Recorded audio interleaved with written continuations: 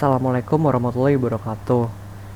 Perkenalkan, nama saya Muhammad Aris Reza, NPM 17008101088. Di sini saya akan mempresentasikan tentang klasifikasi dan clustering.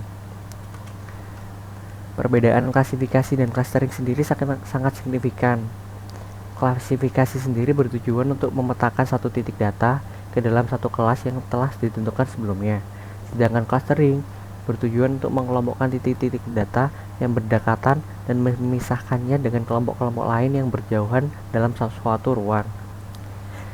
Klasifikasi dilakukan secara supervised, artinya algoritma pembelajaran untuk melakukan klasifikasi diberikan contoh titik data dan kelas apa seharusnya titik data tersebut dipetakan. Sedangkan clustering dilakukan secara unsupervised, artinya tidak ada contoh bagaimana seharusnya mengelompokkan titik-titik data tersebut. Klasifikasi sendiri adalah proses kategorisasi di mana objek dikenali, dibedakan, dipahami berdasarkan set data pelatihan. Klasifikasi adalah teknik belajar yang diawasi di mana suatu set pelatihan dan pengamatan didefinisikan dengan benar tersedia. Klasifikasi memiliki tujuan untuk mengklasifikasikan suatu data ke dalam kelompok kelas yang sudah ada. Tidak akan ada pembentukan kelompok baru, dan biasanya prosesnya supervised, dalam arti ada training yang dilakukan. Salah satu pendekatan klasifikasi adalah pendekatan neural network. Dalam pendekatan ini, neural network dilatih dengan menggunakan data yang sudah diketahui untuk dimasukkan ke dalam kelompok data tertentu. Setelah pelatihan, prosesnya cukup sederhana, yaitu dengan memasukkan data baru atau data yang tidak termasuk dalam data training ke dalam neural network. Lalu neural network akan memberikan informasi termasuk ke dalam kelompok manakah data baru tersebut. Algoritma naive Bayes. Algoritma naive Bayes merupakan sebuah metode klasifikasi menggunakan metode probabilitas dan statistik. Algoritma naive Bayes memprediksi peluang di masa depan berdasarkan pengalaman di masa sebelumnya, sehingga dikenal sebagai teorema Bayes. Ciri utama dari naive Bayes classifier ini adalah asumsi yang sangat kuat akan independensi dari masing-masing kondisi atau kejadian. Berikut adalah rumus dari algoritma naive Bayes.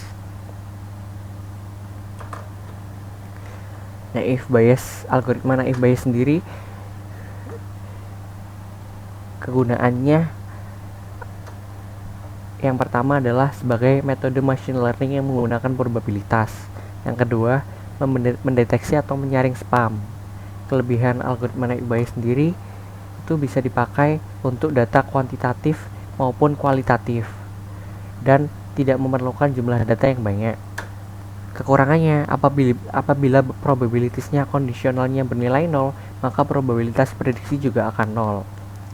Tahapan-tahapan algoritma dari flowchart naive Bayes ini sendiri adalah: yang pertama, menghitung jumlah kelas atau label; yang kedua, menghitung jumlah kasus per kelas; yang ketiga, kalikan semua variabel kelas; yang keempat, bandingkan hasil per kelas. Selanjutnya ke contoh kasus naive Bayes atau contoh soal. Di sini ada contoh kasus mahasiswa menghitung status kelulusan mahasiswa dengan berdasarkan variabel jenis kelamin, status mahasiswa, status pernikahan, dan IPK semester. Data testingnya kita menggunakan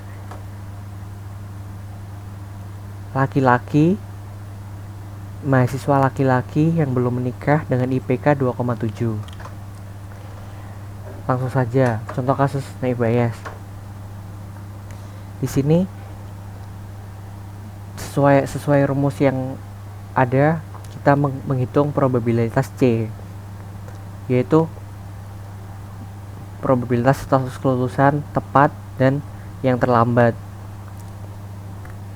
Yang tepat ada 8/15. 15 dari mana? 15 dari seluruh jumlah data. Dan yang kedua, yang terlambat jumlahnya ada 7 per 15 dari seluruh jumlah data. Yang kedua, kita menghitung probabilitas C-nya udah ketemu. Sekarang probabilitas X dengan kondisi C, yaitu ada 8 nilai. Yang pertama, laki-laki dengan kelulusan tepat ada 5 buah per 8. 8 dari mana? 8 dari banyaknya status kelulusan yang tepat, jumlahnya ada 8. Yang kedua, jenis laki-laki yang berstatus kelulusan terlambat ada 3 per 7 dari total status kelulusan yang terlambat. Yang kedua, mahasiswa yang tepat, yang status kelulusannya tepat ada 5 per 8. Terus selanjutnya, mahasiswa yang status kelulusan terlambat ada 3 per 7. Status pernikahan selanjutnya ada probabilitas 100 pernikahan yang belum menikah dengan status kelulusan tepat ada 4 per 8. Selanjutnya, status pernikahan yang belum menikah dengan status kelulusan terlambat 4 per 7.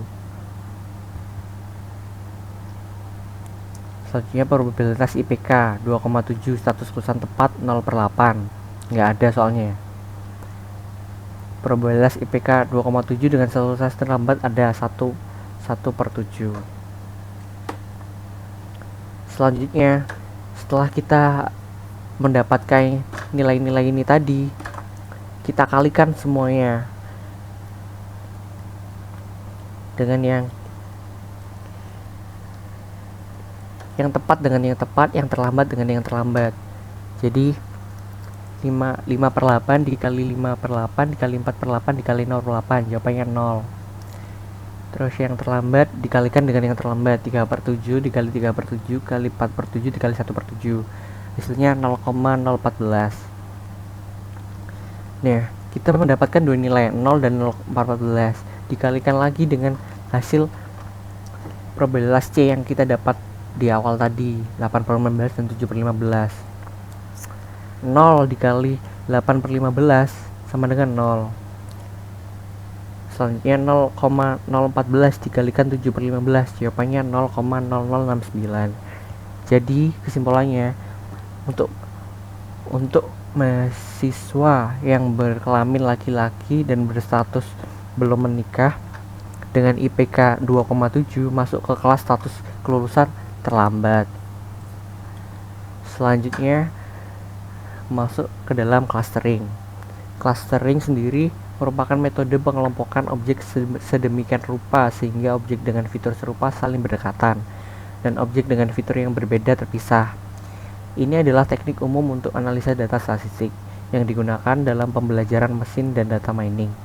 Clustering dapat digunakan untuk analisis data eksploratif dan generalisasi. Clustering adalah data mining yang tidak diawasi, dan pengelompokan bukanlah satu algoritma spesifik, namun metode umum untuk menyelesaikan tugas. Clustering dapat dicapai dengan berbagai algoritma. Salah satu algoritma clustering yaitu algoritma Kamens. Clustering adalah suatu metode penganalisaan data atau metode data mining yang melakukan proses pemodelan tanpa supervise atau unsupervised, dan merupakan salah satu metode yang melakukan pengelompokan data dengan sistem partisi. Metode Kamens clustering berusaha mengelompokkan data yang ada ke dalam beberapa kelompok, di mana data dalam satu kelompok mempunyai karakteristik yang sama satu sama lainnya dan mempunyai karakteristik yang berbeda dengan data yang ada di dalam kelompok yang lain. Ya, ini berikut adalah rumus dari algoritma Kamens. Algoritma Kamens mempunyai kelebihan. Yang pertama, mudah dilakukan saat pengimplementasian dan dijalankan. Yang kedua, waktu yang dibutuhkan relatif lebih cepat. Yang ketiga, sangat fleksibel, adaptasi yang mudah untuk dilakukan. Kekurangan algoritma Kamens sendiri, yang pertama, sangat sensitif pada pembangkitan titik pusat awal secara random. Yang kedua, memungkinkan suatu gerombol tidak mempunyai anggota. Proses clustering pada algoritma Kamens yang ada pada flowchart ini dapat dijelaskan. Yang pertama, menentukan jumlah cluster. Yang kedua, menentukan centroid setiap cluster secara acak atau secara random. Yang ketiga, menghitung jarak setiap objek ke centroid. Yang keempat, memasukkan objek ke centroid terdekat. Yang kelima, memperbarui kembali centroid setiap cluster. Yang terakhir, kembali ke langkah 3 apabila masih ada data yang berpindah. Contoh kasus Cummins. Ya, di sini ada sekumpulan nama mahasiswa berdasarkan nilai UTS, tugas, dan UAS. Di sini dengan data yang berjumlah 15 ini, saya berinisiatif untuk membaginya menjadi 3 klaster, yaitu klaster pintar, klaster sedang, dan klaster kurang.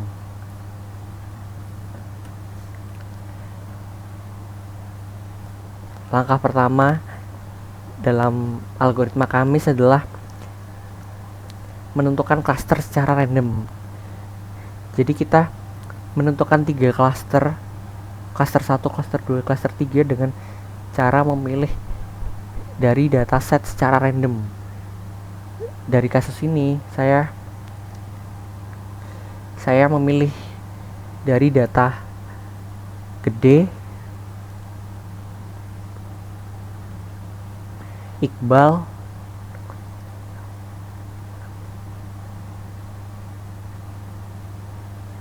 dan yang terakhir Christian. Ya, masuk selanjutnya, mulai perhitungan. Perhitungannya yang pertama, kita menggunakan rumus yang ini.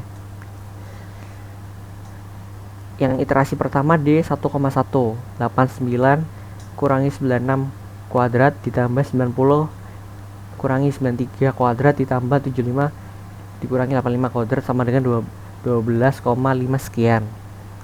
Nah, itu didapat dari data pertama Roy. Data UTS-nya Roy dikurangi dengan klaster pertama. Demikian selanjutnya. Yang D 1,2, 89 dikurangi 70 kuadrat ditambah 90 dikurangi 75 kuadrat ditambah 75 dikurangi 80 kuadrat sama dengan 24,71 sekian. Angka tersebut didapat dengan tetap didapat dengan datasnya si Roy. Nah, nilainya si Roy tetapi dikurangi dengan klaster yang kedua. Selanjutnya D 1,3, 89 min 60 kuadrat ditambah 90 kurangi 55 kuadrat ditambah 75 kurangi 48 kuadrat sama dengan 52,86 sekian. Itu merupakan datanya si Roy, lagi-lagi datanya si Roy, tetapi dikurangi dengan klaster yang ketiga. Begitu juga selanjutnya dilanjutkan dengan data si Cynthia, data si Iqbal, data Dilan, data Ratna, data Mary, sampai data Reitama, sampai habis datanya ke 15, sampai iterasi ke 15,3. Selanjutnya, jika sudah mengetahui nilai-nilainya, kita mendapatkan tabel baru yang bisa dilihat di pojok kiri bawah. Dengan adanya ini, bagaimana kita bisa menentukan hasil klaster dari seorang mahasiswa? Kita dapat menentukan klaster sebuah mahasiswa di posisi mana dengan melihat angka terkecil dalam klaster tersebut. Contohnya Roy, klaster pertamanya 12,56 sekian, klaster keduanya 24,71 sekian, klaster ketiganya 52,86 sekian. Dapat dilihat klaster pertama lebih kecil dari klaster kedua dan klaster ketiga, sehingga Roy dapat dikategorikan dengan hasil klaster pertama. Demikian juga dengan Cynthia. Nilai klaster pertama Cynthia itu lebih kecil daripada nilai klaster Cynthia di klaster kedua dan klaster ketiga. Begitu guys, selanjutnya sampai ke bawah. Setelah mendapatkan tabel baru, dilanjutkan dengan kita membuat perhitungan dengan klaster baru, yaitu dengan cara rata-rata klaster baru tersebut didapat dari rumus nilai hasil dibagi banyak hasil. Jadi yang pertama klaster 1 UTS. Klaster 1 ada Roy, Cynthia, Rudy, Gede, dan Ayu. Roy memiliki nilai UTS 89, Cynthia memiliki nilai UTS 90, Rudy memiliki nilai UTS 90, Gede memiliki nilai UTS 96, sedangkan Ayu memiliki nilai UTS 85. Jumlah semua dan dibagi 5 sesuai jumlah banyak hasilnya tadi. Ada 5 orang. Setelah UTS, selanjutnya kita menuju ke UTS. Sama nilai UTS-nya Roy, nilai UTS-nya Cynthia, nilai UTS-nya Rudy, nilai UTS-nya Gede, nilai UTS-nya Ayu dibagi 5. Begitu pula dengan yang UAS, sehingga didapatkan nilai 90, 85, 84. Itu menjadi klaster yang pertama. Dan dilanjutkan lagi klaster kedua. Klaster kedua siapa aja? Ada Iqbal, Mary, Hafiz, sama Jessica. Sama nilai UTS Iqbal berapa? 70 ditambah nilai UTS Mary berapa? 80 ditambah nilai UTS Hafiz berapa? 70 ditambah nilai UTS Jessica 60 ditambah di total dibagi 4. Kenapa dibagi 4? Karena jumlah yang berada pada klaster 2 hanya 4 orang. Selanjutnya sehingga dapat nilai klaster 2 yang 70, 71,25 dan 75. Selanjutnya klaster yang ketiga. Klaster ketiga ada Dilan, Ratna, Christian, Justin, Siska, dan Reitma. Sama seperti cara-cara yang dua klaster tadi. Nilai UTS Dilan, nilai UTS Ratna, nilai UTS Christian, nilai UTS Justin, Siska, dan Reitma dijumlah dibagi 7 karena terdapat dibagi 6. Tuh 2, 3, 4, 5, 6. Karena terdapat 6 orang yang berada pada klaster 3. Setelah kita mendapatkan nilai klaster baru,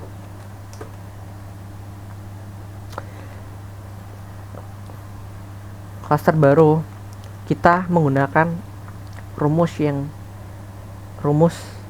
algoritma Cummins, yaitu D1,1, D1,2, tetapi dikurangi dengan klaster yang baru. Jadi contohnya D1 89 dikurangi 90 kuadrat ditambah 90 dikurangi 85,8 kuadrat ditambah 75 dikurangi 84,8 kuadrat, terus di akar. Yaitu terus itu yang 1,1, 1,2 lanjut terus sehingga mendapatkan tabel yang baru. Nah, di sini kita bisa lihat hasil dari tahapan pertama dan kedua atau iterasi pertama dan iterasi kedua tidak berubah. Maka hasil yang sudah sesuai dengan pengelompokan klaster sudah sesuai karena tidak ada klaster yang berubah. Berikut adalah hasil dari pengelompokan tersebut. Nah, ini bisa dilihat sendiri hasilnya.